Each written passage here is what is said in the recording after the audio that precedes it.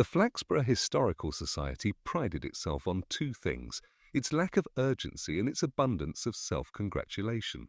Both were fully on display during the annual Night of Worthies, an occasion ostensibly intended to honor distinguished local figures, but more accurately serving as an excuse for its members to practice speeches they had been polishing since the previous spring.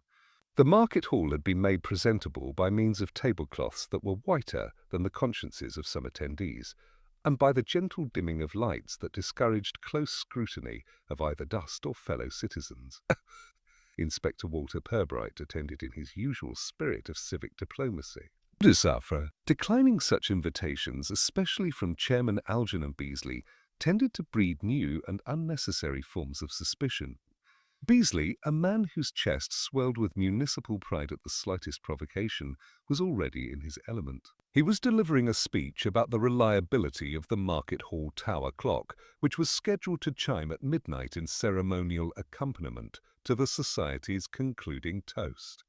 "It has never failed us in 73 years, Beasley announced, using the tone reserved for men who believe their statements were being engraved upon history. By 11:43 p.m., the assemblage had been shepherded out into the cobbled square.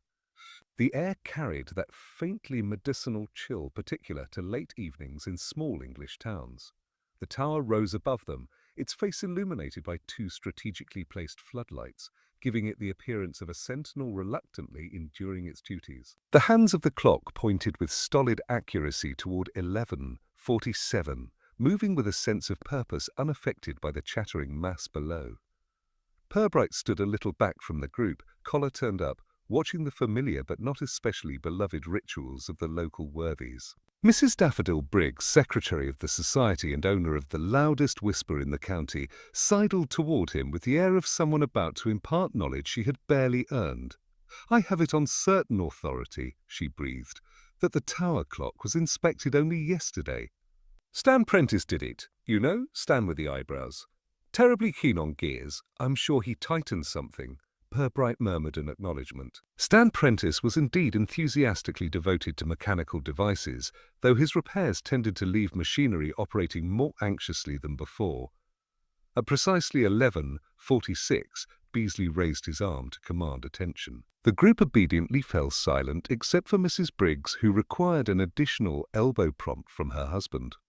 Beasley performed a solemn half-turn toward the tower, as if greeting an old friend who nevertheless needed to be reminded of its responsibilities. And then the unexpected occurred, not dramatically, but with the quiet peculiar wrongness that made several people's gasps sound rehearsed. The minute hand, instead of advancing toward its midnight obligation, gave a faint twitch backward. Only a second, only a fraction, yet undeniably in the wrong direction. A few attendees blinked. One elderly woman produced a tiny shriek, which she immediately tried to disown. Purbright frowned. Mechanical quirks were not unknown to the tower clock, but backward motion was uncommon enough to prompt interest. What made the moment stranger still was the reaction of Chairman Beasley. His puffed chest deflated. His face, ordinarily flushed with self-importance, took on a pallor more suited to someone confronted by an unwelcome reminder of personal neglect. "I did. Did everyone see that?" he said. "Oh yes," said Mrs. Briggs with relish. "It quite jumped, didn't it?" "I did no such thing," snapped Beasley, though his voice lacked conviction. "It merely adjusted." He tugged its collar as though the night air had tightened around his throat. Before the group could settle back into its patient expectancy, the minute hand moved again, this time halting altogether at 11:47. It refused to budge. The crowd leaned forward as one organism, murmuring variations of "oh, dear me," and "is that supposed to happen?" Someone in the back speculated darkly about omens. Beasley made a strangled sound. "Ladies and gentlemen, I must speak to someone," he announced, then hurried toward the market hall entrance without waiting for applause or questions. His abrupt retreat left an echo of confusion behind him. Purbright observed the movement of those remaining. Some stared up as though their collective will might urge the clock onward. Others turned immediately to gossip, substituting facts with the enthusiasm born of boredom and proximity. The inspector found his gaze drifting back to the tower face. The hands were still, stark, uninterested in midnight. Mrs. Briggs drifted back to his side. Chairman Beasley looked very odd, didn't he? Almost frightened. I do hope it wasn't something to do with that committee meeting last week. Rumours do get around. I'm certain they do, Purbright replied mildly. The crowd began to disperse. Midnight had lost its ceremonial purpose. Without the clock's contribution, the toast felt somehow illicit. Purbright lingered a moment longer, studying the square, the shadows around the entrance to the tower staircase, the faint metallic smell in the air that did not quite match the weather. Most attendees wandered back inside for a consolatory drink. Some left altogether. The square grew quieter. A tabby cat crossed it with the leisurely assurance of a creature unimpressed by human rituals. When the last laughter from inside the hall subsided into a dull background hum, Purbright finally turned toward the entrance. He had not taken 3 steps when a soft clink reached his ear. It came from the side of the tower near the narrow door leading to the interior stairs. Purbright paused, listening. A second clink followed. Metal tapping metal. Not loud, not urgent, but purposeful. He approached with caution. The door was slightly ajar, though it had been firmly shut earlier. A thin line of light, warmer than the floodlights outside, stretched across the stone. Purbright considered entering, but elected instead to stand still, hands in coat pockets, posture relaxed. After a moment, the sound ceased. The light dimmed abruptly, as though someone had shielded a lantern or switched off a torch. Then the door closed with deceptive softness. It occurred to Purbright that whoever had been inside did not wish to be observed, and perhaps more tellingly, believed that they had not been. He waited a prudent interval before retreating toward the hall.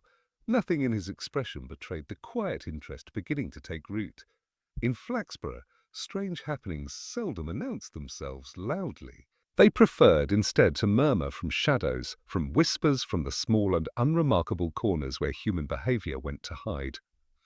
The tower clock remained frozen at 11:47, indifferent to the hour it had refused to acknowledge. Purbright cast it one last thoughtful glance before stepping inside to join the thinning crowd. Whatever had caused the clock to hesitate, it seemed unlikely to be merely mechanical. He suspected the night had only just begun. Flaxborough awoke the next morning to the sort of mild, well-aired scandal that made breakfast conversations livelier than usual. The frozen market hall clock, still fixed at its obstinate 11:47, had become the town's chief preoccupation. By 8:30, the event had already expanded, contracted, twisted, and been remixed into at least 5 mutually incompatible stories, each confidently told by someone who had not been present but felt deeply qualified to speculate. Inspector Purbright, strolling toward the police station with the unhurried gait of a man accustomed to early exaggerations, could hear fragments drifting from open shop doors. At the baker's, Mrs. Calladine declared that the clock had spun entirely backwards, as if possessed by the spirit of a railway timetable. In the chemist's, Mr. Pike insisted that the clock had exploded, though when asked directly, he reduced this to a sort of internal malfunction, naturally invisible to the eye. A passing cyclist informed a lamppost, in a tone implying scandal of national significance, that Beasley had fainted. Purbright listened as one might listen to birdsong, mildly appreciative, faintly amused, and with no expectation that any of it would contain useful information. When he entered the station, Sergeant Malley was already at his desk, reading a folded newspaper whose headline concerned a theft in Sheffield, but whose reader was clearly more engaged with Flaxborough's lesser disturbance. "Morning, sir," Malley said, lowering the paper. "Heard about the clock. Folks are saying it's sorcery, or sabotage, or, apparently, a sign the council's due for an audit." Purbright removed his coat and hung it neatly. "I imagine most phenomena can be interpreted as warnings about the council, if one is determined enough." Malley's grin faded into curiosity. "Do you think there's anything in it, sir? The business at the tower?" Something, Purbright acknowledged, though whether that something merits excitement remains to be seen. He did not explain the faint clink he had heard the previous night, nor the closing of the tower door. Malley, for all his strengths, tended to leap from suspicion to accusation with a speed incompatible with the inspector's preferred pacing of facts. Instead, Purbright requested tea and took a seat by the window, where he could observe the gradual gathering of townsfolk outside. No crime drew people together quite like one on the edge of not being a crime. It allowed them to participate without the burden of feeling threatened. At 9:30, Mrs. Daffodil Briggs appeared, marching toward the station with an air of moral obligation. She entered without waiting to be announced, carrying a handbag whose bulging shape suggested an assortment of unnecessary papers. "I thought it my duty," she began, "to bring certain matters to your attention, Inspector." Purbright gestured for her to sit. Mrs. Briggs sat the way a queen might sit to deliver a decree regarding an unruly kingdom. "You see," she continued, "I have spoken with several people who were present last night. Reliable people, of course. And it seems there is a consensus. The clock did not simply stop. It hesitated. It resisted." Purbright allowed the statement to float in the air, unchallenged. And she went on, "I believe Chairman Beasley knows more than he let on." He looked terrified. "Positively ghostly. One might even say guilty. Has he been known to interfere with the clock?" Purbright asked lightly. Mrs. Briggs clutched her handbag. "Certainly not. He wouldn't dare climb those stairs. But he does have a way of wanting things tidier than they are. For example, last month he insisted we reorganize the archival boxes according to thematic purpose. Do you know what that means, Inspector?" "No one does, least of all Mr. Beasley." Mally, carrying the tea tray, set it down and retreated before Mrs. Briggs' monologue could entrap him. "Last night," she resumed, "we spoke to Stan Prentice before the ceremony. A rather hushed conversation, I must say. They went to the far corner of the hall, just by the framed certificate of Flaxborough's brief participation in the Clean Rivers Initiative. Very suspicious." Purbright nodded with sympathetic gravity. "Did you happen to see Stan go near the tower staircase?" Mrs. Briggs paused. "Well, no, but I wasn't watching it constantly." There were speeches to applaud. Purbright thanked her for her information, which she accepted as though it were a commendation. When she finally departed, the station seemed to expand in her absence. Mally drifted over. "You don't think she's right about Beasley, do you?" Purbright stirred his tea. Mrs. Briggs's observations are usually accurate. Her interpretations less so. By late morning, the gossip had crystallized into three dominant theories, each enjoying its own constituency. First held that the clock stopping was an act of vandalism committed by the youth of the town, who had nothing better to do and everything worse to try. The second insisted the mechanism had finally worn out and ought to be replaced by something modern and electrically reliable. The third maintained that the stoppage was a symbolic omen, its precise meaning depending on the anxieties of the speaker. Purbright left the station shortly before noon to walk through the square. The Market Hall tower loomed above him, aloof and unhelpfully silent. A pair of council workmen were standing at its base, pretending to examine brickwork, though it was clear they were only there to listen to the chatter around them. The inspector approached the butcher's, where a small congregation had formed. Mrs. Gerald, a woman whose voice could strip paint, was declaring, "I said to my husband, it's unnatural. Clocks don't go backwards unless someone's forcing them." "What sort of someone?" asked Mr. Hardwick, whose idea of wrongdoing rarely extended beyond incorrect church seating. "Is someone with intentions," Mrs. Gerald replied darkly. "Mark my words." Purbright drifted closer, hands in his coat pockets. "Good morning," he said pleasantly. Mrs. Gerald straightened. "Inspector, we were just discussing the unexpected mechanical reversal." "Indeed," Purbright said. "And what do we think caused it this hour?" She frowned, uncertain whether the question was serious. "Well, interference, most likely. Or human or supernatural?" Purbright asked. The butcher chuckled, which earned him a glare. Mrs. Gerald coloured. "Human, of course. Though I wouldn't rule out the supernatural if more evidence emerges." Purbright nodded. "Very prudent." He continued his walk, letting conversations brush past him like the rustle of low hedges. Every account differed in detail, but rarely in confidence. Almost no one mentioned the dull but definite sound he had heard at the tower door. No one admitted seeing anyone enter or exit, and yet the gossip spiraled outward as though the entire town had witnessed a conspiracy. It was shortly after 1 o'clock when Purbright, passing Clegg's bookshop, overheard a quieter, more intriguing comment. Two elderly men stood by the window, discussing the event with unusual restraint. "Beasley's afraid someone will look at the records," one murmured. "Of which records?" The other whispered. The first man shook his head. "That's the thing, isn't it? Purbright slowed just enough to catch the exchange, then continued without acknowledging that he had heard anything at all. By mid-afternoon, he had gathered enough rumours to fill several notebooks, though none offered anything so useful as a fact. Still, the pattern of the gossip told its own story. The town, in all its churning speculation, was circling something, perhaps not the truth, but the outline of it. Purbright returned to the station with the sense, quiet, persistent, that whatever had happened at the clock tower was not simply mechanical misfortune.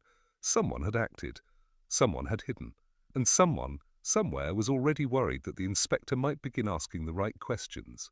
By the following morning, Inspector Purbright had decided that the time for listening to gossip had given him all it was capable of giving. What he needed now were conversations with people who claimed to deal in facts, though in Flaxborough such claims were sometimes merely polite aspirations. Still, the Historical Society members were the only ones with formal access to the tower on the night in question, and politeness required that his enquiries begin with them. He started with Algernon Beasley, who had summoned himself to relevance before Purbright could send for him. At precisely 9 o'clock, Beasley appeared at the police station wearing an expression of martyrdom and a suit that suggested he had dressed in anxious haste. "Inspector," he said breathlessly, "I assumed you would want a full account of last night's unfortunate, irregularity." Purbright gestured for him to enter the small interview room. Beasley sat, smoothing his jacket, attempting to look dignified, but his hands betrayed a slight tremor. "You seemed unsettled last night." Purbright began mildly, more so than most. Beasley stiffened. "Quite understandable, Inspector Sund. I care deeply for the clock. I have overseen the Society's ceremonial duties regarding it for 15 years, and in those 15 years, has the clock ever behaved in such a manner?" Beasley said, the word landing with an air of personal offence. It was most distressing. Embarrassing, even. A clock is meant to keep time, not reverse it. Purbright allowed a moment of silence to encourage elaboration. Beasley cleared his throat. Naturally, I suspected Stan Prentice might have over-adjusted something. He can be enthusiastic. A faint twitch crossed Beasley's mouth. "I did speak with him beforehand." "Yes," Purbright said. "So Mrs. Briggs informed me." "What was the nature of the conversation?" "Purely procedural," Beasley replied quickly. "I was reminding him not to." "Stan has a way of tightening screws that aren't loose." Purbright studied him. "Did you go near the tower staircase at any point?" Beasley's eyes widened. "Certainly not. I've always maintained that the staircase is hazardous. 18th century carpentry, practically a vertical assault course." "No, Inspector, I remained with the guests." Purbright nodded, made a few notes, and dismissed him with polite thanks. As Beasley left, at a speed unbecoming of a man devoted to dignity, the inspector reflected that the chairman was hiding something. The question was whether that something concerned the clock or his own fear of scandal. His next call was at the home of Mrs. Daffodil Briggs. She greeted him with the flustered triumph of a woman whose predictions of official interest had been validated. "Do come in, Inspector. I've prepared tea, and I've found my notes from last night, in case they're useful. I wrote down every speech. Some were quite dull, but one never knows what may be important." Purbright refrained from examining the thick stack of papers she set before him. "I'd like to ask about your movements during the ceremony," he said. "Particularly after the clock stopped." Mrs. Briggs took a thoughtful sip of tea. "Well, I was standing near the refreshment table when it happened.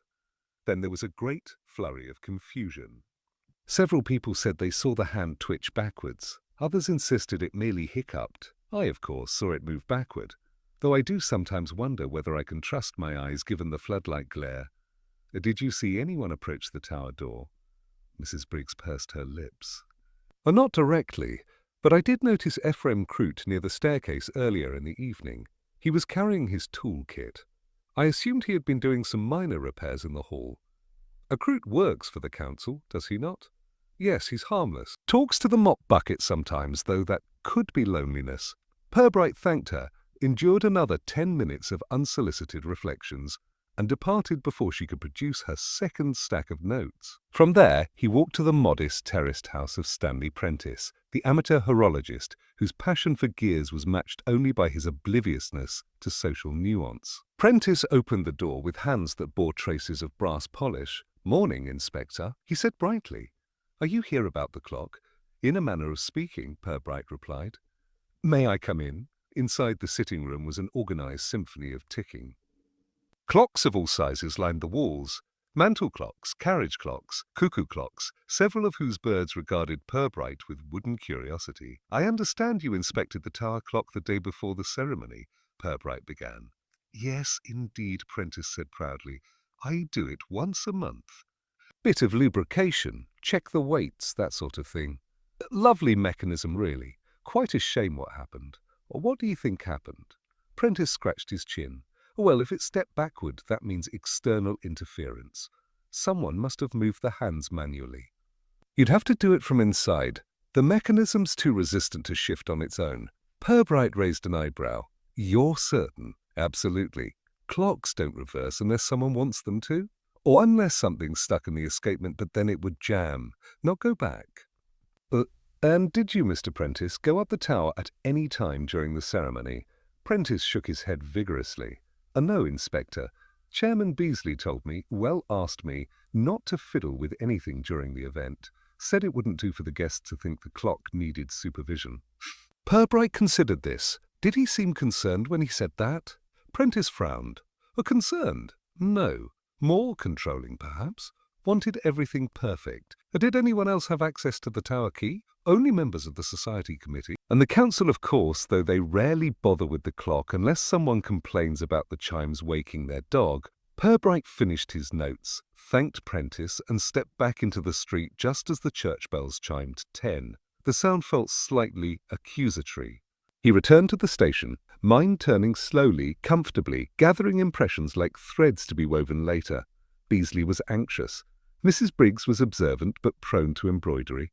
Prentice was earnest, perhaps too earnest. And somewhere among them, or just beyond them, was someone who had stood in the tower last night, moving quietly, cautiously, believing their presence unnoticed.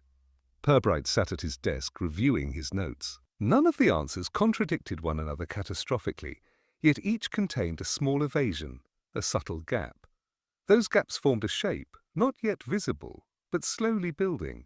Someone had been in that tower, someone who had not yet been named. And as Purbright sipped his tea, he felt the faintest stir of anticipation. For in Flaxborough, truth tended to creep forward only after it believed everyone had given up looking. By early afternoon, the town council had worked itself into the comfortable certainty that the mystery of the clock required no further subtlety. A culprit had emerged, helpfully, neatly, and with the sort of personal oddities that made him ideal for public suspicion. Ephraim Croot, the council's general handyman, was summoned to the town office for what Councillor Chubb optimistically described as a clarifying conversation. Word of this reached Purbright through Sergeant Malley, whose expression suggested he had little faith in the council's talent for clarity. "They've got Croot in there now," Malley said, leaning into the inspector's doorway. "Chubb says the man was seen loitering by the tower door with a toolkit that night." Purbright tapped his pen gently against his notebook. "Loitering," he repeated, as though tasting the word for imperfections. Malley nodded. "Yes, sir, though if I recall, Croot's always loitering. Comes with the job, doesn't it? Waiting for things to fall apart." Purbright stood, reached for his coat, and made his way out of the station. Malley followed at a dutiful distance. The town office, a building that took great pride in having been repainted in 1978, stood only a short walk away. As they approached, the sound of raised voices leaked into the corridor, Councillor Chubb's firm bluster, accompanied by a quivering murmur that could only belong to Ephraim Croot. Purbright entered without knocking, and the room responded as if someone had introduced a breeze into a stuffy parlour. Councillor Chubb straightened, brushing non-existent dust from his tie, while Croot, hunched on a chair far too small for him, clutched his cap like a witness to his own execution. "Inspector!" Chubb boomed. "Just the man we need. We're sorting out this little matter before it grows legs." Purbright's voice remained gentle. "Are we? Perhaps you might tell me what conclusion we've reached before hearing the evidence." Chubb blinked. "Well, the evidence is rather self-explanatory, wouldn't you say? Croot was seen by the tower door with tools the very night the clock malfunctioned. And he can't give a satisfactory reason for being there." Croot's wide, frightened eyes lifted briefly toward Purbright. "I weren't doing nothing wrong, sir. Just checking the guttering. The council said it leaks by the stairs after rain. Purbright pulled over a chair and sat across from him. Croot, when exactly were you near the tower staircase? About half an hour before everyone came outside, Croot said, twisting his cap. Wanted to make sure no one slipped. Rain on those steps gets right treacherous. I done it proper, like Mr. Hartley asked. Who's on the maintenance committee? Chubb's frown deepened. That's not what Mrs. Gerald said. She claims she saw you there just before the clock stopped. Purbright turned slightly. Mrs. Gerald also claims the clock spun backwards 3 full turns. I suspect her timeline may be equally enthusiastic. Chubb opened his mouth, then closed it again, apparently unsure whether he had been insulted. Purbright returned his attention to Croot, whose shoulders had relaxed by half an inch. Did you go inside the tower at any point? No, sir, Croot said quickly. I never have. Keys are with the society only. Wouldn't dare touch that clock. Folk talk enough about me as is. This last comment held a quiver of truth. Purbright regarded him with quiet sympathy. Croot was a man built like a wardrobe, but possessing the temperament of a nervous footstool. He carried tools because his job required it. That alone made him conspicuous in a town where people with tools were automatically assumed to be repairing or ruining something important. What did you do after checking the guttering? Purbright asked. Round the back door of the hall, Croot replied.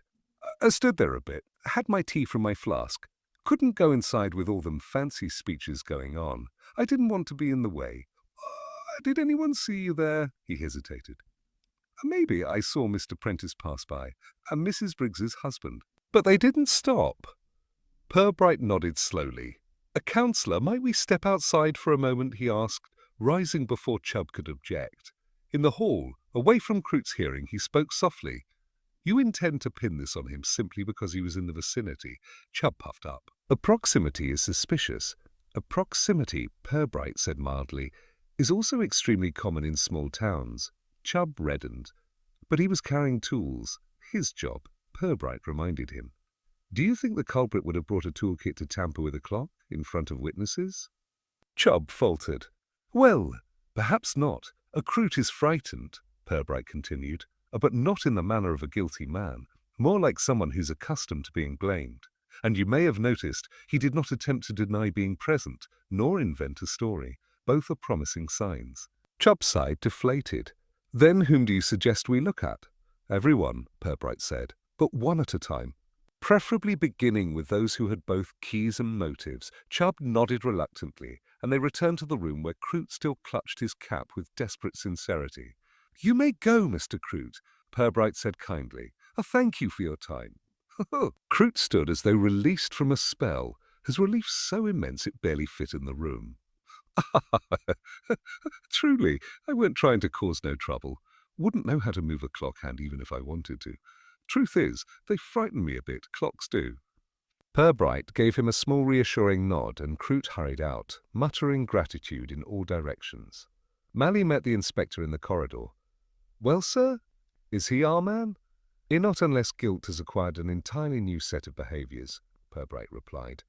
They stepped outside the building. The sky was a thin, indecisive grey, the sort that could not commit to either sunshine or rain. Purbright walked in thoughtful silence, retracing the route back toward the market hall. He paused once he reached the base of the tower. There in the mortar line beneath the stone arch he noticed something small enough to escape most eyes, a faint smear of polished metal residue. Brass, the same shade as the clock's winding key. Croot never worked with brass, but someone else had touched that metal recently. Someone who had wanted access to the clock, someone who had reasons to hide their presence. Purbright knelt briefly, touched the residue, and stood again. Convenient suspects were rarely real ones. He looked up at the frozen hands of the clock, still stubbornly fixed at 11:47, as though refusing to reveal anything more. Somewhere in the town, the real mover of those hands was watching, waiting, and quite possibly hoping that Croot would carry the blame. Purbright's quiet smile revealed nothing, except that the investigation had now begun in earnest. Purbright remained at the base of the tower longer than necessary, his gaze fixed not on the stopped clock, but on the faint brass smear beneath the arch. It was a small thing, so small it might have been missed entirely by anyone with greater enthusiasm than patience. Yet it had the unmistakable quality of belonging somewhere it ought not to be. Brass polish did not, as a rule, fling itself about in public places. Someone had been here, someone who had touched something recently polished.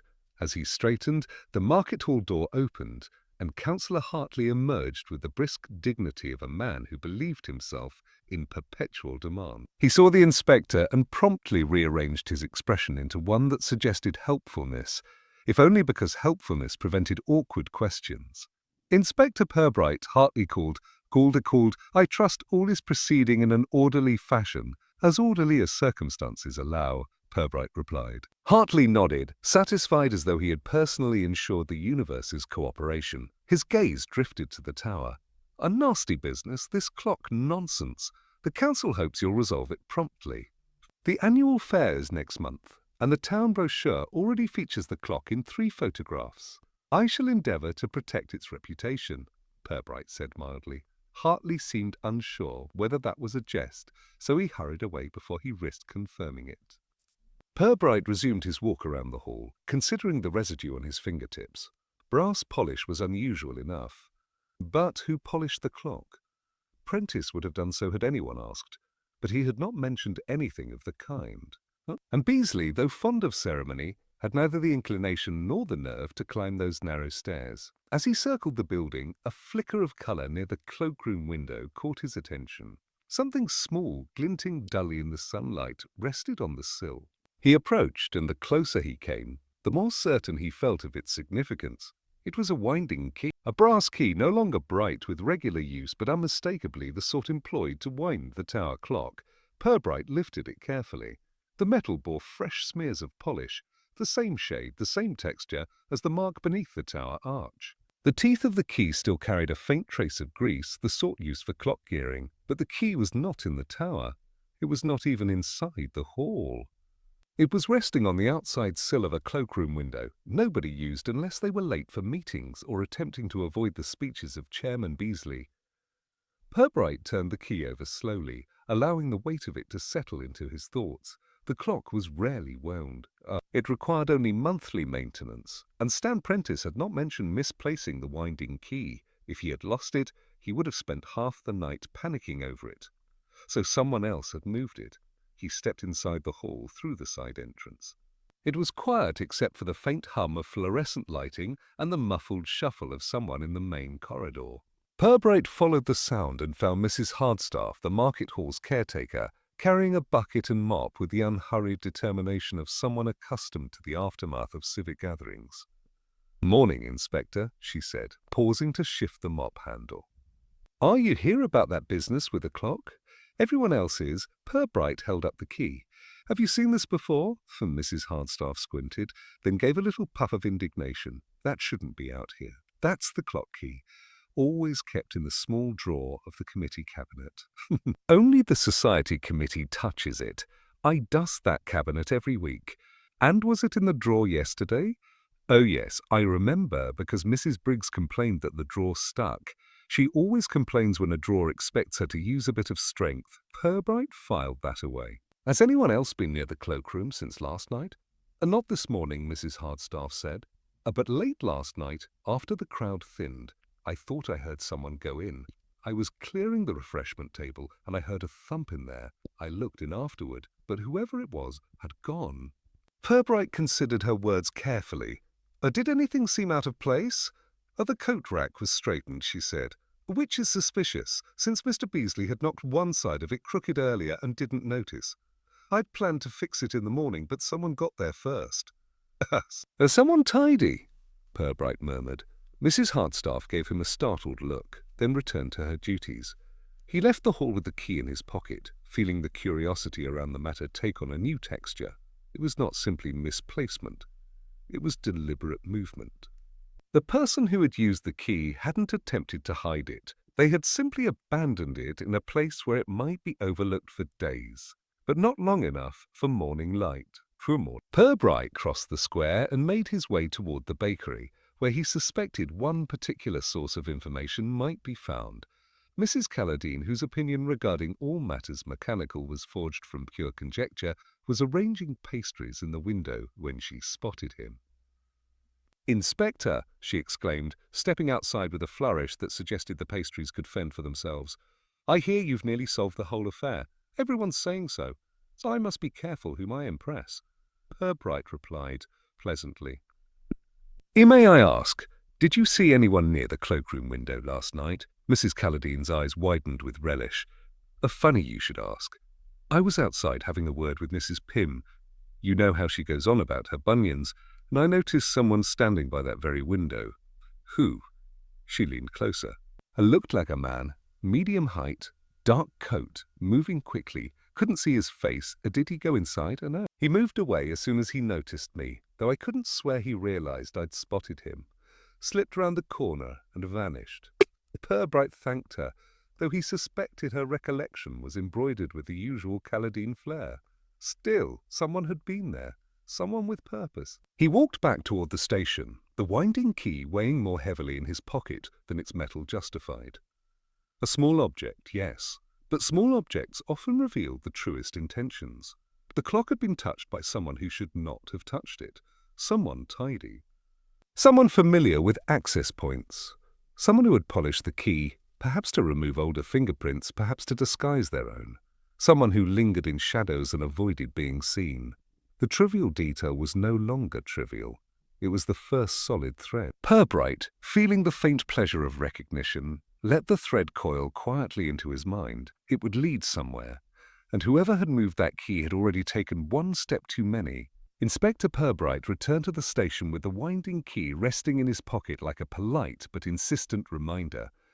He placed it on his desk where its dull brass glint seemed faintly reproachful, as if it disapproved of being separated from its mechanism. Mally wandered over, eyeing it with mild suspicion as though expecting the key to confess on its own. "That what was left on the window?" Mally asked. "Indeed, it looks guilty," Mally observed. "A keys rarely act alone," Purbright replied, and Mally retreated, uncertain whether he was being corrected or entertained. Purbright spent several minutes considering the key's journey, from the committee drawer, to the clock, to the cloakroom window ledge. None of these locations connected naturally. Someone had moved it with intention, but intention was often best measured by time, and in Flaxborough, time came in many varieties. Official, social, habitual, and selectively remembered. It seemed wise to learn where people had been that night, and where they claimed to have been. He began his circuit of inquiry at the taxi rank, where Cyril Bloget's cab sat like an aging tortoise waiting for work to fall upon it. Cyril lounged inside, newspaper on his lap, cap tilted at an angle that implied modest superiority over his vehicle. "In morning, Inspector," he said as Purbright approached. "If you're here to book a fare, you'll have to pretend there's a rush on. My engine likes to feel needed. I'm here to ask about the night of worthies." Purbright replied. "Did you drive anyone to or from the hall?" "Several," Cyril said, brightening. "And Mrs. Pym, though she pretended she didn't need help. Councillor Hartley, who absolutely did need help, but pretended otherwise. And, yes, Mr. Prentice. Looked a bit flushed, come to think of it. Said he'd forgotten something at home." Purbright's expression remained politely unreadable. "What time did you bring him back?" 10:30-ish, Cyril said. "Maybe a bit later." He hopped out sharpish. "Looked eager to get inside, if you ask me." "And did you drive anyone away after the clock stopped?" Cyril scratched his chin. "One fellow, didn't catch his name, dark coat, hat pulled low, walked fast like he didn't want his mind catching up to him.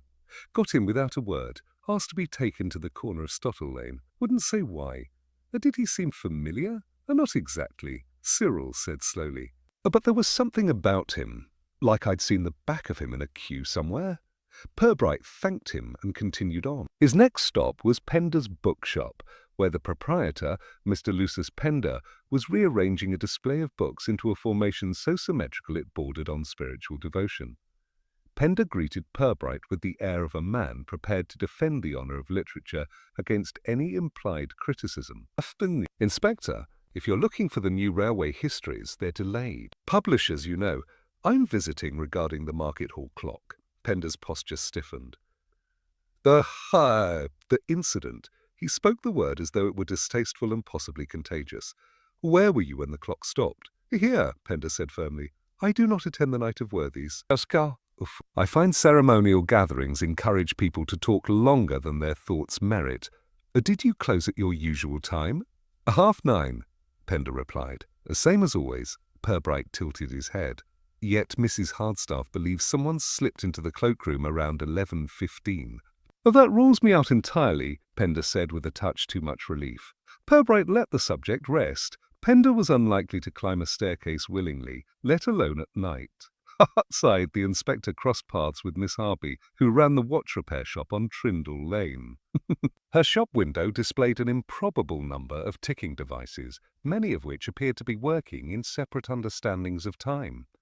Miss Harby herself was petite, sharp-eyed and brisk in a way that suggested she disapproved of inefficiency in all its forms. Inspector Purbright, she said, scanning him quickly. You're here about the tower clock. You've heard? Of course I've heard. Half the town stopped by this morning to speculate upon it. I've had to place a sign on the door. Timekeeping advice must be purchased. Purbright smiled faintly. Did you attend the ceremony? No, Miss Harby said. I was here, repairing a gentleman's pocket watch that had apparently been dropped into a bowl of trifle during an altercation at the Conservative Club. One can only admire their creativity. Did anyone come to you yesterday evening? Our eyes narrowed with calculation. Not customers, but I did see Mr. Beasley pass by around 10. He looked flustered, sweating, hardly usual for a man who rarely walks faster than a committee motion. Purbright made a note. Did he stop? No, but he kept glancing behind him, as though he feared being followed. Followed by whom? If I knew that, she said, I'd be selling the information. He thanked her and moved on, piecing together the timings. Beasley had left the hall before the clock stopped, yet had returned in time to be present for the ceremony. A curious diversion along an equally curious route. Purbright next visited Stuttle Lane, a narrow street where most conversations occurred through curtains. He walked slowly, hoping his presence might encourage an opportunistic confession. Instead, he received 2 cautious nods, 1 suspicious stare, and a gentle warning from an elderly man that a cat had been acting oddly since the clock stopped. As he approached the corner Cyril had mentioned, he paused. The pavement bore faint impressions, shoe marks softened by the night's dampness. A man medium height standing still for several moments before walking away with quick, deliberate steps. The inspector crouched to examine the marks. No detail was sharp enough for certainty, but the direction was unmistakable. The man had stood waiting for something, or someone, before leaving, perhaps for the taxi, perhaps for courage, perhaps for the world to feel normal again. On his way back to the station, Purbright's path intersected once more with that of Stan Prentice, who approached carrying a parcel from the bakery. "Inspector," Prentice said cheerfully, "a lovely morning for pastries." "Mr. Prentice," Purbright replied, "when you returned home during the ceremony, what had you forgotten?" Prentice froze. Forgotten." "You took a taxi home and back," Purbright said gently. Cyril Bloget remembers. A flicker of guilt crossed Prentice's face, followed swiftly by embarrassment. "Oh, yeah." "Well, I'd forgotten my gloves." "Weir gloves," Purbright repeated, though his tone gave nothing away. "Yes, the hall can be chilly." Purbright nodded slowly. "And when you returned, did you go straight inside?" Yes, I did. Straight in. But the pause before the second yes was large enough to step through. Purbright let the silence settle. Prentice's eyes darted nervously. "You weren't near the cloakroom window at any point?" the inspector asked. No, certainly not. Why would I mean, no." Purbright thanked him and moved on, leaving the man sweating behind him. By the time he returned to the station, he had a near-complete map of the town's movements on the night of the halted clock. People had been where they should be. People had been where they shouldn't be. And in between those two truths lay a slim margin in which truth had slipped quietly into shadow. Someone in Flaxborough had rearranged time for their own purposes, and Purbright, recognizing the quiet pattern beneath the confusion, continued gathering the threads. The town's hidden timetables were beginning to align. The following night in Flaxborough passed in its usual modest fashion, pub lights dimming early, curtains closing as neatly as shop tills, and only the occasional dog barking at something it felt duty-bound to mistrust. For most residents, sleep arrived promptly and without ceremony, yet at precisely 3 o'clock in the morning, The town awoke to a sound that had no business echoing across its rooftops. The market hall clock struck midnight. 12 bold, deliberate chimes rang out into the darkness, clear, resonant, and entirely impossible. The clock face, still frozen at 11:47, remained motionless, but the bell above it spoke as though time were insisting on fulfilling a neglected appointment. Lights flicked on in bedroom windows.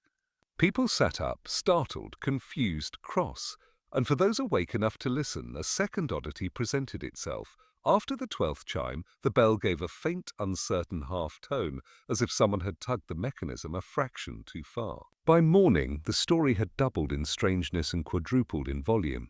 Purbright arrived at the square at 8:15, finding a small crowd staring up at the silently obstinate clock. The hands were still fixed at their unreasonable moment.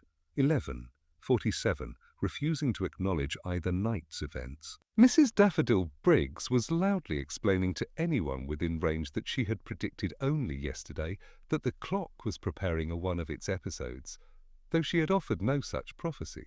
Sergeant Malley hurried toward the inspector, wearing the expression of a man forced to witness something that contradicted his understanding of physics. "You heard it, sir?" he asked. "He asked?" "I did," Purbright replied. "Though I confess I expected the clock to remain loyal to its earlier decision not to move." Malley exhaled. "I checked the tower door when I got here. Locked. No sign of tampering. No footprints. Nothing. Of footprints," Purbright said gently, "are shy creatures. They appear only when convenient." Malley blinked, uncertain whether he was meant to take this philosophically. Purbright approached the base of the tower, scanning the stone with the same patient curiosity as the previous day. Nothing obvious had changed. The smear of brass remained. So did the faint scuffs of a shoe, too faint now to read. He ascended the tower steps alone, the wooden treads creaking in complaint. At the top, the small room housing the clock's inner mechanism was dim and still. Dust lay undisturbed. The gears, levers, and ropes sat in their orderly arrangement, frozen mid-movement, exactly as they had been. Nothing looked touched, nothing smelled touched, yet the bell had rung. He inspected the striking mechanism. The hammer was positioned correctly, the lever arm properly set. But he noticed a slip of paper wedged deep inside the casing, half tucked into a metal groove where no paper had legitimate business being. With slow fingers, he coaxed it free. It was a torn fragment of a program from the Night of Worthies, cream cardstock, embossed at the edge with the Historical Society's underwhelming emblem. A corner only, bearing a bit of unnecessary flourish and part of a guest list. The tear was jagged, hurried. How had it reached the interior of the clock mechanism? Purbright turned it over, noting a faint smudge, not grease, not polish, but the residue of something oily and scented. Perfume? No. Wax? Possibly, something rubbed inadvertently onto the card as someone handled it. He tucked the fragment into his notebook and descended the stairs. When he emerged into the square, the crowd had thinned. Only Mrs. Calladine remained, possibly by accident, as she seemed too engaged in recounting the events to notice people fleeing her vicinity. "Inspector," she said. "I slept through it, you know, entirely. Albert had to tell me in the morning. Isn't that astonishing?" "I'm delighted your rest remained uninterrupted," Purbright said. "May I ask, did anyone come to your shop before opening?" "Only Mr. Hartley. Wanted to know whether the clock chimes might have been echoing from somewhere else. As if there's a second giant bell lurking about town." Purbright nodded. Hartley asking questions was suspicious in its own right. Usually he preferred giving orders. He left Mrs. Calladine mid-theory and crossed to Stottle Lane. Cyril Blodgett was polishing his cab with the intensity of someone polishing only to avoid talking to his wife. "Cyril," Purbright called. Cyril straightened. "A morning, Inspector." What a racket that bell made. "Woke me up like a fire alarm." "Did you drive anyone around 3 o'clock?" Cyril scoffed. "Inspector, at 3 in the morning even my cab sleeps." "No pedestrians about. None I saw," he said. "But I did hear something. A thudding noise, heavy, like someone carrying something awkward. But when I looked out the window, nothing there." "Which direction?" "Toward Trindle Lane." Purbright thanked him, then followed the direction indicated. Trindle Lane at that hour would have been nearly silent, except for the occasional night owl, or someone returning from a place they shouldn't have been. He stopped outside Miss Harvey's watch shop. The windows were lighter than usual, curtains drawn back half an inch more, as though she had risen earlier than her clock demanded. The shop door opened a second later. "How perceptive," Miss Harvey said. "I saw your shadow. A detective should learn not to stand directly in the morning light." "My apologies," Purbright said. "Did you hear the chimes?" "Of course. I also heard someone sprinting past at about 3:05. Heavy steps, not the rhythm of a young man, more determined than athletic. Did you see him?" No, but he was wearing shoes that needed risoling. They slapped the pavement with irritation. She tilted her head slightly. "Why? Do the council believe the bell now rings itself out of protest?" "Some theories," Purbright said, "are better left unvoiced." When he returned to the station, Mally was waiting with a damp notebook. "Sir, Mrs. Pym came in to say she heard the bell too. She believes it's a warning. A supernatural one." "Did she specify the nature of the warning?" "Yes, sir. She believes it's telling her not to grow beans this year." "A sound advice," Purbright murmured. He sat at his desk and removed the torn program fragment. The time of the second incident, 3:00, was peculiar, too late for mischief, too early for routine. Whoever had been in the tower had returned. For what purpose? To correct something, to check something, to ensure their earlier actions had gone unnoticed. The bell might not have been intended to ring. A slip, an error, an accidental brush of mechanism during the intruder's work. But what work? Purbright pressed the fragment flat on his notebook. The list of names on it was incomplete, but one stood out. Prentice. Stan's name had been torn cleanly through, neatly with intention. It was not the rip of accident. Somewhere in this small scrap lay a connection. As Purbright pondered, the brass winding key still on his desk glinted softly. The smear beneath the tower arch had darkened overnight. A man in a dark coat had fled towards Stottle Lane. Someone had been inside the cloakroom. Someone tidy, someone nervous, someone who knew the clock well enough to reach its innards, but not well enough to leave no trace. The second incident had not clouded the mystery. It had clarified it. The culprit had returned to the scene, and they were growing careless. Inspector Purbright spent the late afternoon in his office, not writing reports nor drafting statements, but sitting quietly with his hands folded, letting the accumulated fragments of the past 2 days drift through his mind with the gentle persistence of autumn leaves gathering in a corner. Some mysteries announced themselves with a grand flourish. Others, like this one, crept forward shyly, revealing their intentions only when coaxed. The trick, he reflected, was patience, allowing the truth to take shape without rushing to impose structure upon it. The winding key, the torn program, the nocturnal bell, the smudge of brass, the footsteps on Trindle Lane. Each was a note in a tune yet incomplete. The melody, though faint, had begun to hum at the edges of his awareness. He rose, paced to the window, and watched the square below. Ordinary lives moved across it with the quiet urgency of small-town routine. But beneath that calm, the inspector could sense currents, secrets, anxieties, small deceptions hiding behind large manners. Motive, in his experience, rarely came from grand ambition. It usually arose from pettier soil, embarrassment, pride, fear of exposure, jealousies so old their origins had crumbled away. In Flaxborough, respectability was not merely desired, it was performed, defended, and, when necessary, falsified. He thought first of Algernon Beasley. The chairman's panic at the initial clock failure had been unmistakable, but was it guilt or merely terror at public humiliation? Beasley's life revolved around ceremony, reputation, and the illusion of authority. For such a man, the clock failure could have felt like a personal betrayal, or worse, a threat that something long buried might resurface. Prentice, meanwhile, had the technical means. His awkward evasion regarding the taxi ride hinted at something more than forgotten gloves. The torn fragment of the program bore part of his name. Did that imply he had torn it, or that someone wanted to implicate him?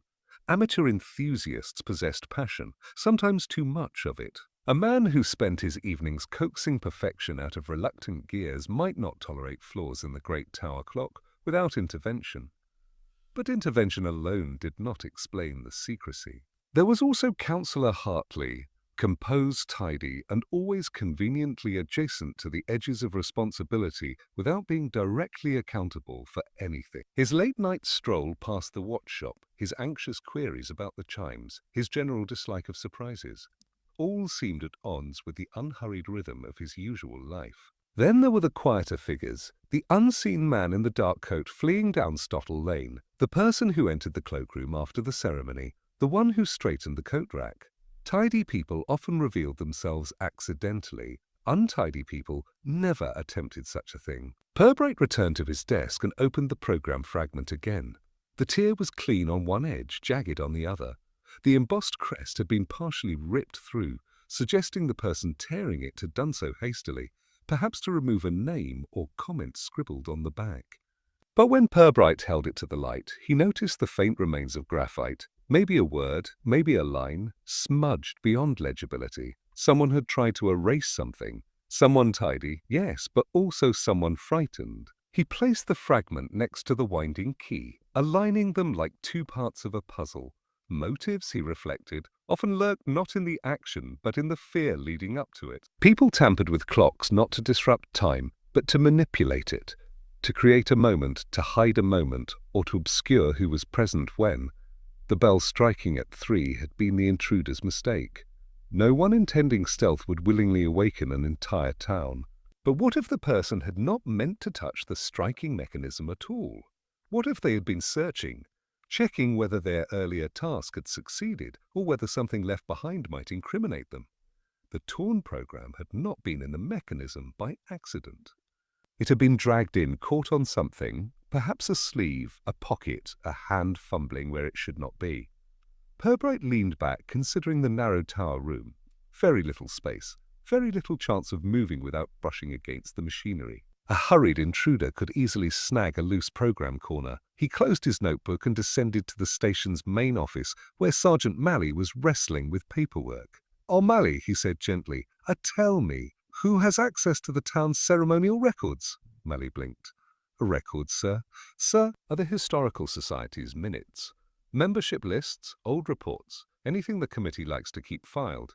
"Oh, that'd be in the Market Hall archive cupboards," Malley said. "Mrs. Briggs manages them mostly. She guards them like crown jewels. Anyone else?" "Well," Malley thought aloud, "Hartley sometimes reviews the financials. Prentice helps with the item cataloguing. And Beasley, of course, signs off on everything." Purbright nodded. "And when last were those cupboards inventoried?" Malley gave a helpless shrug. "Last year, sir. Or the year before?" "Oh, c'est Kafka." "Hard to say." Purbright thanked him and stepped out into the late afternoon air. The square was quieter now, the morning excitement having settled into the kind of subdued waiting that signalled the town was expecting him to produce a conclusion on its behalf. He walked toward the market hall once more. The tower, imposing and indifferent, cast a long shadow across the cobbles. Inside, the hall was empty except for Mrs. Hardstaff sweeping with slow, methodical strokes. "Inspector," she said, pausing. "Back again, or just passing through?" "The funny thing," she said conversationally, "I checked the committee cabinet this morning. The drawer with the clock key, someone had moved things about. Papers shifted. A couple of files weren't in the right order. Mr. Beasley denies touching it. Mrs. Briggs swears she left it neat. Did you notice which files?" "Oh, yes." She leaned on her broom. "Membership records, the old ones, going back decades. Not the things most people look at these days." Purbright thanked her, letting that information settle with the others. Membership records, names, histories, connections. Old secrets quietly filed. Someone had entered the cloakroom not to hide, but to alter, or retrieve, or erase. Someone needed something removed from the Society's records. Not destroyed. No one would risk flame in a building like this, but quietly taken, slipped out or amended. The clock had been their distraction. The winding key their entry. The torn program their mistake. He exited the hall into the evening air, the lamps beginning to warm with amber glow. Above him, the frozen hands of the clock remained defiant. Time had halted, but only publicly. Privately, someone in Flaxborough was racing against it. Purbright felt the threads draw tighter. Every clue pointed not toward mechanical mischief, but toward human motive. Unctuous, deliberate, and carried out with the precision of someone who believed time could be manipulated to protect them. But the truth, like time, moved steadily forward, and the person who had attempted to rewind it would soon discover that time was not so easily persuaded. Inspector Purbright rose early the next morning, not from urgency, but from a quiet certainty that the investigation required a shift from observation to invitation.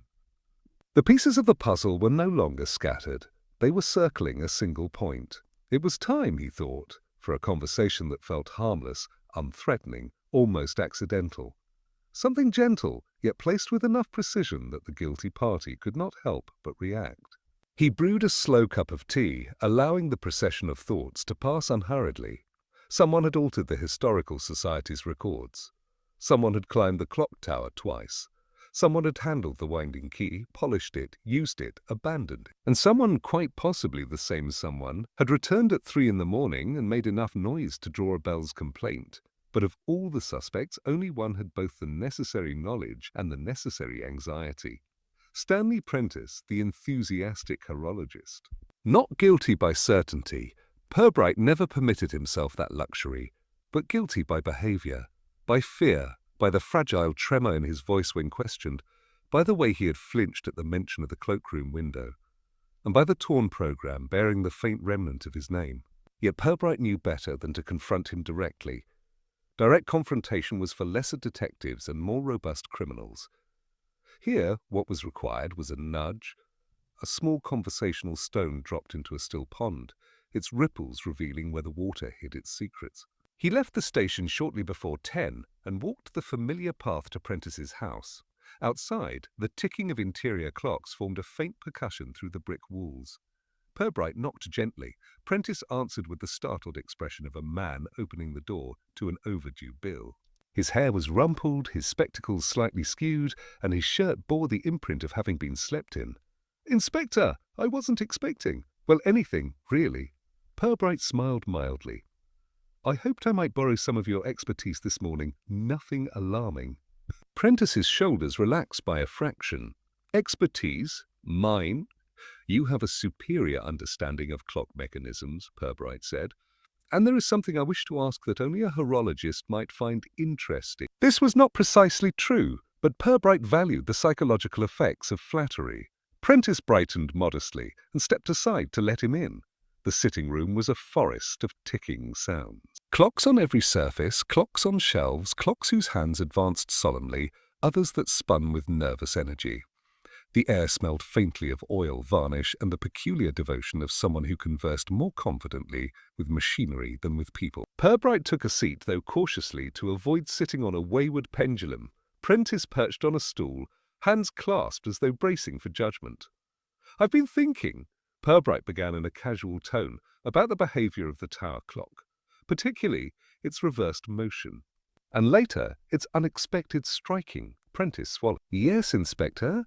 I wondered," Purbright mused, "if you would confirm something for me. When a clock hand is turned backwards, deliberately or otherwise, does the mechanism complain?"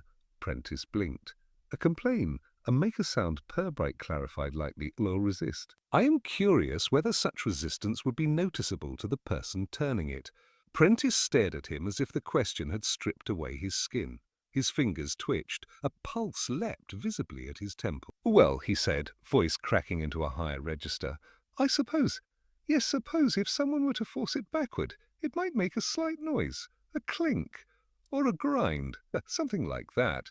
And a person familiar with clocks," Purbright continued innocently, "would know to avoid such a noise, wouldn't they?" Prentice swallowed again. "Probably. That is, well, yes, they might." Purbright nodded, pretending to consider the theoretical possibilities. And if someone turned the hand too far or nudged the striking mechanism accidentally, might that result in an unintended chime? Perhaps at an altogether unreasonable hour. The silence that followed was long enough for at least a dozen clocks to announce the passing of 30 seconds. Prentice stared at the inspector with an expression of slow, dawning panic, like a man discovering he had wandered onto thin ice without noticing. "Inspector, I'm not sure. Why are you asking me this?" Purbright smiled kindly. "What expertise, Mr. Prentice? Simply your expertise." Prentice's breathing sharpened. "Inspector, I never—" "Of course," Purbright said smoothly, rising to his feet. "I appreciate your time. Your explanations have been most clarifying." Prentice stared at him, stunned by the abrupt conclusion of a conversation he had expected to worsen. "A clarifying? Yes, I think I understand the problem better now." Purbright left the room with the calm of a man leaving a garden after admiring its neat hedges. Before he stepped out the door, he turned back. "One final question, Mr. Prentice." Prentice's shoulders tightened. "Yes, do you recall?" Purbright asked gently, whether you placed your program from the ceremony in your coat pocket, or did you carry it by hand when you stepped outside that night? Prentice's eyes widened. His fingers twitched involuntarily, betraying the memory before words could intervene. I must have, coat pocket, I imagine. Yes, Purbright said softly. I imagine so too. He left Prentice pale and trembling and made his way back toward the square. Mally caught up to him halfway, breathless. Sir, Mrs. Briggs says Beasley's just called an emergency committee meeting. Says it's urgent. Does it involve biscuits? Purbright asked. Probably, sir. Then it is not urgent, Purbright said. Mally stared, baffled. Then why is he calling it? Purbright resumed walking. Because fear has a timetable of its own. He did not elaborate. Gentle traps were best left undisturbed after setting. Prentice had reacted with precisely the mixture of panic and guilt that Purbright wished to observe. But guilt alone did not confirm motive or target. Someone else might have used Prentice. Someone might have nudged him. Someone who needed his skills but not his personality. The truth hovered close now, a shape within mist. The gentle trap had been sprung not to catch the culprit, but to make them visible. And someone in Flaxborough, Purbright suspected, was becoming very worried indeed. Inspector Purbright arrived at the Market Hall committee room with the unhurried calm of a man who had already solved the puzzle before anyone else realized it had pieces. The long table had been arranged with the usual pretensions to order. A jug of tepid water, a regiment of mismatched glasses, and a plate of biscuits whose dryness threatened structural collapse. Around the table sat the principal figures of the Historical Society, each wearing a different flavour of anxiety. Chairman Beasley perched stiffly at the head, his hands clamped together as though restraining confessions. Mrs. Daffodil Briggs sat primly, ready to take minutes nobody would read. Councillor Hartley wore an expression of practised neutrality, though his tapping fingers betrayed unease. Stanley Prentice sat near the far end, pale and miserable, shoulders hunched as if trying to fold himself out of existence. Purbright took his seat without ceremony. Beasley cleared his throat with a noise that sounded remarkably like regret. Inspector, thank you for coming. We are all extremely distressed by recent irregularities. You assured us you would provide clarification. I did, Purbright replied calmly, and I believe the time is now appropriate. Mrs. Briggs leaned forward, pen poised. Shall I put this under conclusions? Inspector? Purbright inclined his head. If you wish. A hush settled. Even the fluorescent lights above seemed to dim in anticipation. Purbright began gently, as though telling a bedtime story rather than unravelling the town's latest embarrassment. The Market Hall clock did not stop on its own. It was halted deliberately. A collective intake of breath. Prentice flinched, but Beasley made a small strangled sound. Purbright continued. The hands were moved backward by someone who knew the clock well enough to operate it, but not well enough to avoid damaging the striking mechanism. When they adjusted it, they inadvertently triggered a release that allowed the bell to chime twice on separate occasions, once at the ceremony and once at 3 in the morning. So it was sabotage, Hartley declared, too quickly. Not sabotage, Purbright corrected softly, distraction. The room shifted as though its furniture had suddenly grown nervous. You see, he went on, whoever tampered with the clock required the attention of the townsfolk to be firmly fixed upward, away from the interior of this building, away from the cloakroom, away from the committee cabinet. Mrs. Briggs clapped a hand to her chest. Are the files? Yes, Purbright said. Someone entered the cloakroom during the ceremony. Someone tidy enough to straighten the rack afterward. Someone who removed certain documents from the committee cabinet. Not all documents, just those relating to the Historical Society's earlier membership records. Beasley's face drained of colour. Purbright's tone remained polite. Those records were old, outdated, of little relevance to most. Except, of course, when they contained something one would prefer not to be known. A thin, uneasy silence trickled across the room. Purbright opened his notebook and placed upon the table the torn scrap of cardstock, the fragment retrieved from the clock mechanism. Only part of the program remained visible, the rest shredded by gears. This, Purbright said, was torn from a program at the Night of Worthies. The tear occurred inside the clock tower. It must have been caught while the intruder adjusted the mechanism. A small error. But small errors are often informative. He turned to Prentice. Mr. Prentice, your name appears on this fragment. Prentice's face blanched further. "Inspector, I didn't put it there, I swear." "I know," Purbright said gently. "You did not tear this program. But you did handle your own copy nervously, and someone who wished suspicion to fall upon you took advantage of that." A ripple of shock moved round the table. All eyes swiveled to Beasley. Beasley attempted a smile, failed, and achieved only a sickly twitch. Purbright allowed the room's silence to crystallize before he spoke again. "Chairman Beasley, when you hurried away during the ceremony, after the clock first hesitated, you did not go to fetch assistance. You went to the cloakroom. You hoped to confirm whether the files you had altered were still secure." Beasley sagged as though gravity had remembered him. Purbright's voice remained calm. "Years ago, you quietly removed certain information from the Society's records. A connection, a family link between yourself and a gentleman once expelled for mismanaging Society funds. It was long forgotten. But when the Society announced the public reading of historical minutes this year, you panicked. You feared someone might discover the altered pages, so you planned to remove them permanently." Mrs. Briggs gasped. Hartley's eyebrows climbed toward moral outrage, though they stopped short of achieving it. Purbright continued. To distract from your visit to the cloakroom, you arranged for the clock to appear faulty. You persuaded Mr. Prentice to double-check the mechanism earlier in the evening, knowing his enthusiasm would make him a convenient suspect. Later, under cover of the ceremony, you used the winding key, polished only hours before, to halt the clock and draw the crowd outside. Beasley trembled. "Inspector, please, you don't understand what it would mean if those old minutes resurfaced. The embarrassment, my position, my respectability." Purbright nodded sympathetically.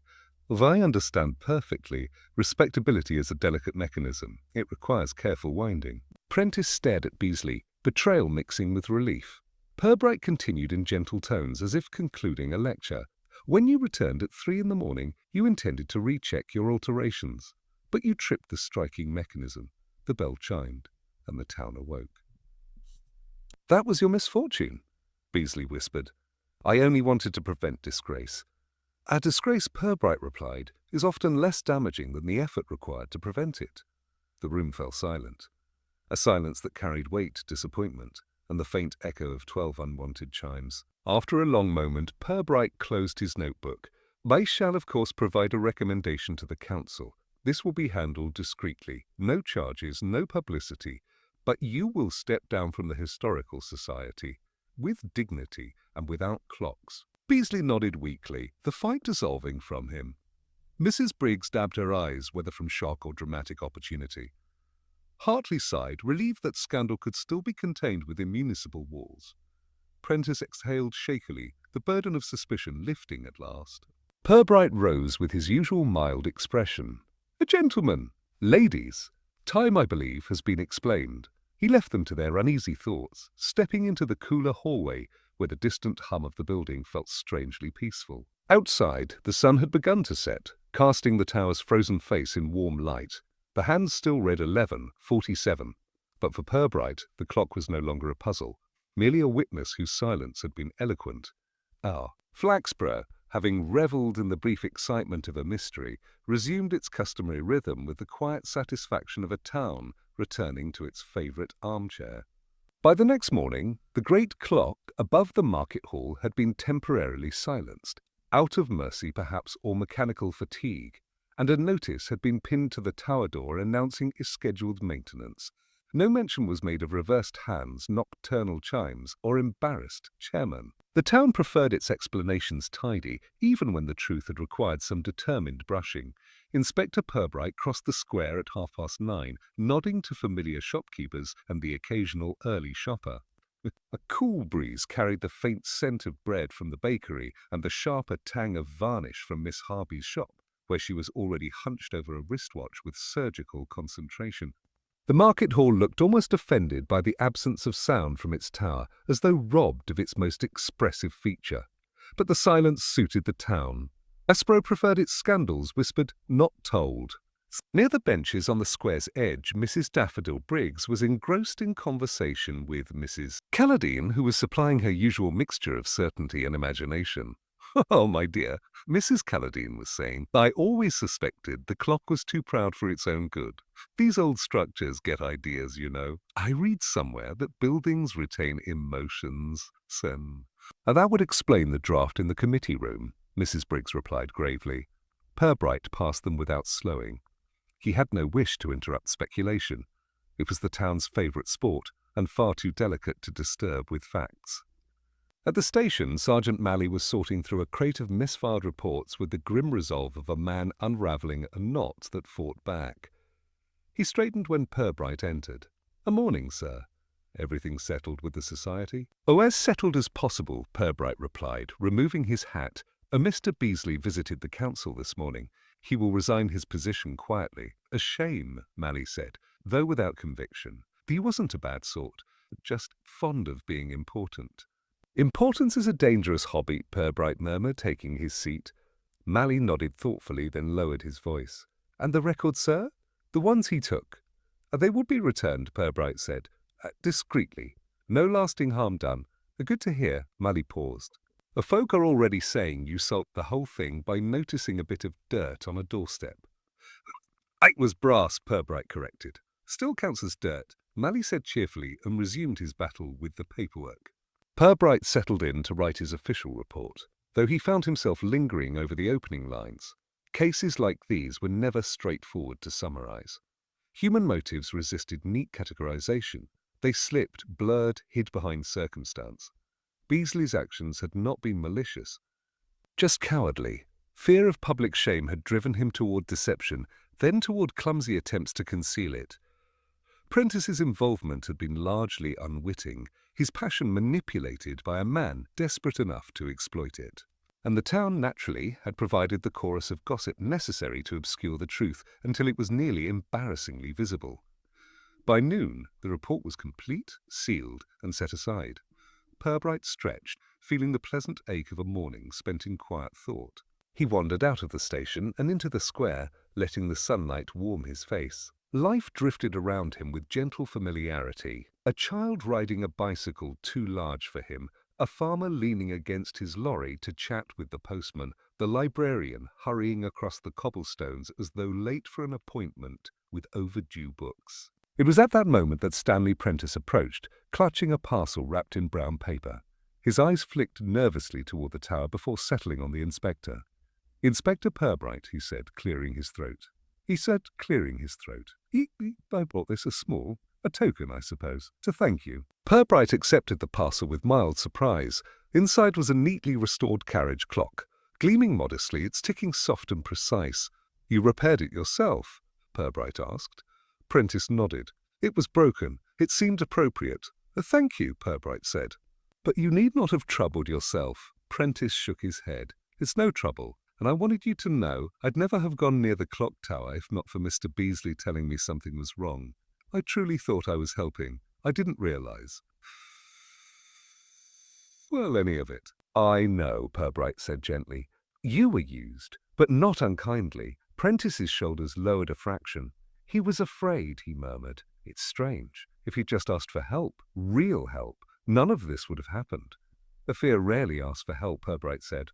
Prentice nodded, thanked him once more, and shuffled away, his relief visible in the loosened roll of his shoulders. Purbright carried the parcel back to the station, placing the clock upon a shelf where it joined a modest collection of sentimental oddities earned across his career. Its ticking blended into the background, steady and calm. The afternoon passed without interruption. No emergencies, no confessions. Only minor concerns. A missing bicycle later discovered leaning against the church wall, a heated dispute about allotment boundaries, and a complaint from Mrs. Pym that her neighbour's cat had developed an insolent glare. Flaxborough, it seemed, had settled back into its preferred state of mild inconvenience. Near the end of the day, Purbright stepped outside once more.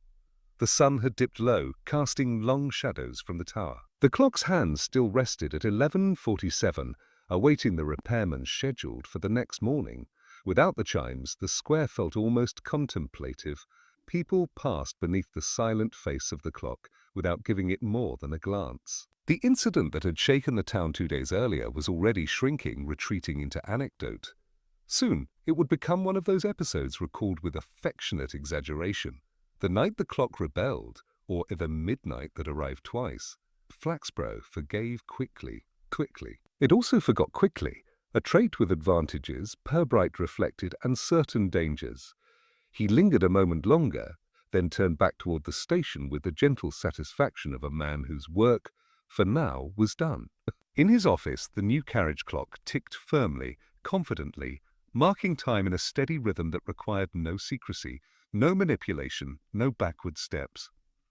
Purbright sat down, opened a fresh sheet of paper, and resumed his quiet, unheroic paperwork. Outside, the evening settled over Flaxborough in its familiar, understated way. The town moved on.